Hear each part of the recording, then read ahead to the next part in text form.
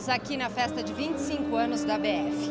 E eu vou conversar com um dos fundadores da ABF, Marcelo Scherto. Marcelo, como foi em 1987 o início da ABF?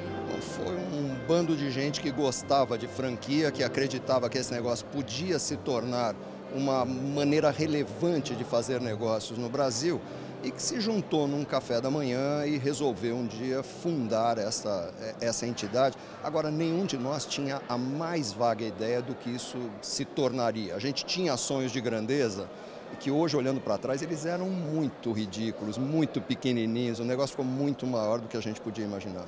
E onde vocês buscaram inspiração no início? Na verdade, um pouco na Associação Internacional de Franchising, na IFA, mas muito na ABA, Associação Brasileira de Anunciantes, da qual eu era diretor na época. Então, aquela coisa da ABA, eu frequentando as reuniões de diretoria, disse, poxa, a gente podia criar algo assim, porque era o único jeito da gente ser recebido por órgãos de imprensa, por formadores de opinião, porque nós não éramos conhecidos, ninguém sabia quem nós éramos, mas com um cartão de uma associação a gente achava que isso poderia abrir portas. Eu usei um truquezinho aí copiado do Citibank. A associação nasceu com um presidente e 6 ou 7 vice-presidentes. Então todo mundo era vice-presidente, porque no cartão é muito mais importante ser vice-presidente do que diretor ou gerente ou alguma coisa assim. E eu fiquei sabendo que você foi o responsável pela ata de constituição. Conta como é que foi isso. Não, é verdade. Eu era o único com formação jurídica, consegui então escrever uma ata direito e eu escrevi numa folha de papel ao maço, coisa que eu acho que hoje em dia nem existe. Outro dia eu falei para o meu filho papel ao maço e ele me olhou com a cara assim de quem diz... Tem o quê? Está falando do quê, né? Não tem noção. Então eu redigi a ata de fundação e o primeiro estatuto, que os dois foram redigidos à mão, tinha uma exigência legal, alguma coisa assim na época, tinha que ser escrito à mão. Muito divertido, olhando para trás, isso não faz, hoje em dia não faz o menor sentido algo assim. Eu achei muito interessante que vocês já tinham uma preocupação e procuraram fazer um código de ética. Qual era o objetivo desse código de ética? Bom, a própria associação nasceu um pouco com a perspectiva de evitar que pessoas fossem enganadas por vendedores. A gente tinha acompanhado a história do franchise nos Estados Unidos, onde existiam as figuras chamadas de fast bucks, né? O cara que quer fazer grana rápido, ou os tais dos fly-by-nights, o cara que foge à noite, né? Que voa à noite.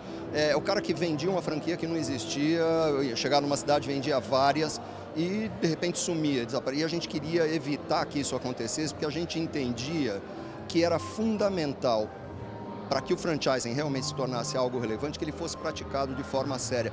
De novo, a gente se inspirou um pouco no mundo da publicidade, porque eu também era conselheiro do CONAR, o Conselho Nacional de Autorregulamentação da Publicidade. E aquilo lá mostrava que era o jeito de afastar a interferência do Estado. Nós tínhamos uma visão um pouco anárquica de que, olha, não podemos deixar que o Estado intervenha. Havia uma preocupação grande minha, do Ricardo Young, de que nascesse a Franchise-Obras, sabe, assim, uma agência estatal para controlar o franchise, e a gente tinha um horror disso. Então o Código de Ética era uma das maneiras de criar uma forma de autorregulamentação, o próprio sistema se regulamentando. 25 anos se passaram, você é um grande especialista no franchising. Qual foi a evolução ao longo desse tempo? O franchising evoluiu muito. Aquilo que para nós parecia o máximo naquela época, a gente ia para os Estados Unidos principalmente e ficava encantado com o que via nas empresas. Aquilo parecia totalmente de outro planeta ou até outra galáxia. E hoje a gente vai lá, olha e fala, mas esses caras ainda estão fazendo assim? Quer dizer, em muitas coisas, as empresas franqueadoras brasileiras evoluíram muito mais, tivemos que evoluir. O Brasil é um país difícil, é um país complicado, com muitos desafios, e nós temos que ser criativos para isso. Então eu diria que a necessidade fez com que a gente se desenvolvesse muito mais do que os próprios americanos.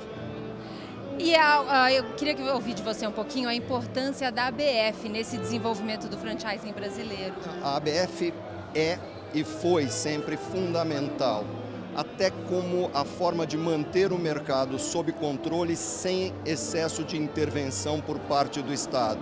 A Comissão de Ética tem um papel importantíssimo e a diretoria da ABF, de forma geral, sempre se comportou de uma forma que só faz com que o franchise seja cada vez mais respeitado.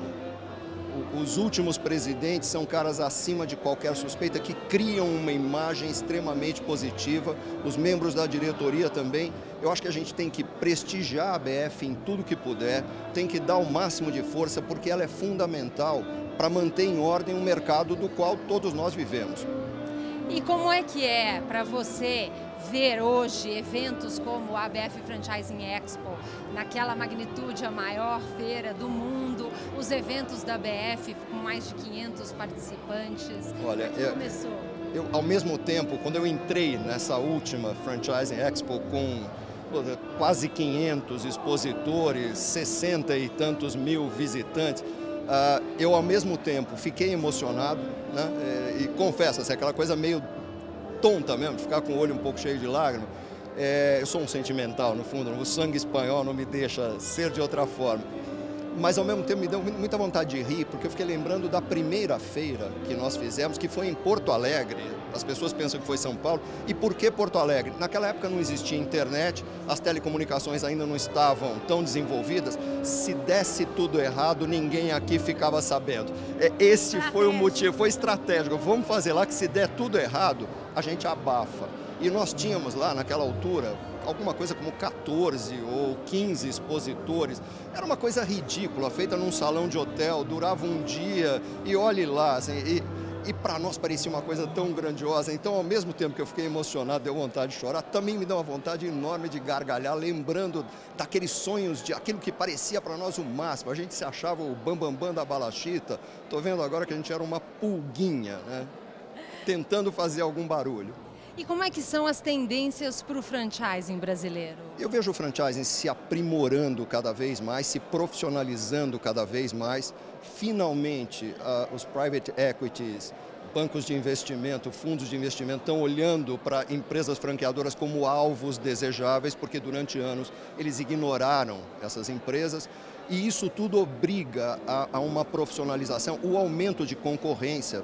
Estou falando naquela época, nós tínhamos lá 16 franqueadores dispostos a expor, hoje você tem mais de 2.000 franqueadores disputando um espaço que é difícil. Portanto, obriga todo mundo a ser mais profissional. Eu vejo, porém, que está no momento para muitas empresas franqueadoras de darem um freio de arrumação e pensarem um pouco menos em expansão durante um tempo e focarem mais em tirar mais resultado das franquias já em operação. Está faltando um pouco isso, mas isso se arruma facilmente, nada grave. Quero agradecer muito e parabéns aí, afinal de contas você faz parte da história da ABF e do franchising brasileiro. Pois é um pouco filha minha filha está fazendo 25 anos, a minha filha de verdade está fazendo 25 anos e a ABF, que é a outra filha, está fazendo 25. Obrigado, Paulo.